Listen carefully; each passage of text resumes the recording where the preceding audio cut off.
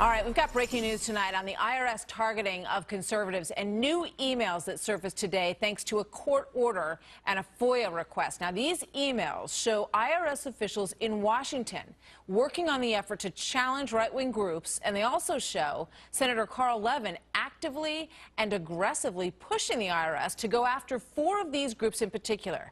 Katie Pavlich is the Fox News contributor and news editor for townhall.com. Katie, good evening. Good to have you here today. Hi, Martha. Good to see you. So what have we learned here tonight? So through a Freedom of Information request lawsuit, Judicial Watch has released this set of emails showing that Michigan Senator Carl Levin was in direct contact with the IRS throughout 2012 about how specifically they could target conservative groups. Now, those emails started early on in 2012, but yet they continued and got more panicked closer to the election in, of course, November of 2012.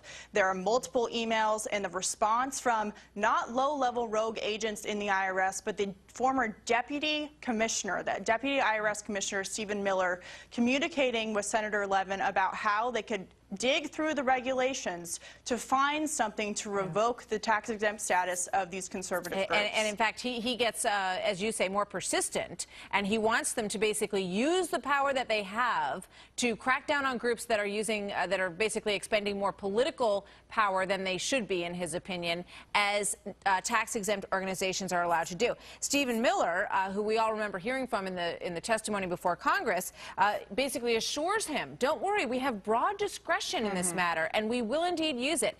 Let's take a look at a couple of these emails that are showing a very close connection between what was happening in Washington. This one that we're looking at right now from September 27, 2012, this is in the Levin exchanges, and it shows a number of groups, Crossroads, Priorities USA, Americans for Prosperity, Patriot Majority USA, that he is particularly concerned about. Right, Katie? Absolutely, and this was he had a list of groups that he wanted targeted. Susan B. Anthony, which is a pro-life group, was also targeted, not necessarily Tea Party groups.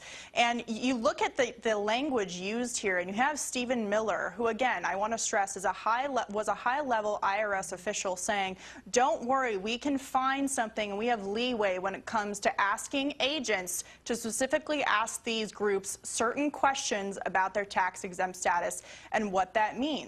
And as president of Judicial Watch, Tom Fitton, said, look, this is no longer just about the IRS. This is now a scandal that has ensnared high-profile members of Congress. And Carl Levin is not the first senator or the first member of Congress that we've seen involved in this scandal. Let's not forget about a month ago the emails that came out showing that ranking member of the House Oversight Committee, Elijah Cummings, was in contact with the IRS about tax-exempt groups. We have multiple Democrats on a public stage calling for the IRS to single out these groups that they didn't like in an election year. And now we have the evidence showing that it was high-level officials at the IRS communicating directly with a Democrat who was concerned about his re-election. One more of these emails, Katie. This one is from Steve Grodnicki. It says EOT is working the Tea Party applications in coordination with Cincy.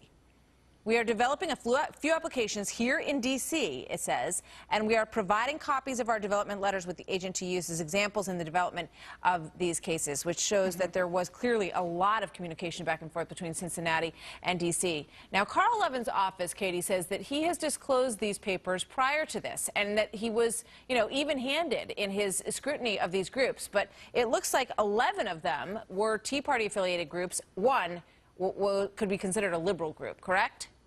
Absolutely. So they can say, we've heard this argument from the left that this was applied to everyone. When you actually look at the numbers and the names that he was calling to be investigated, it was certainly conservative groups. But real quickly, I want to go back to that email that you just read. Quickly, yeah. The specific part about looking at the cases, let's not forget about the Lois Lerner emails that we're discussing with the DOJ, possible criminal prosecution of these groups. So those are the cases that they're referring to. All right. Thanks for clarifying. Katie, thank you very much.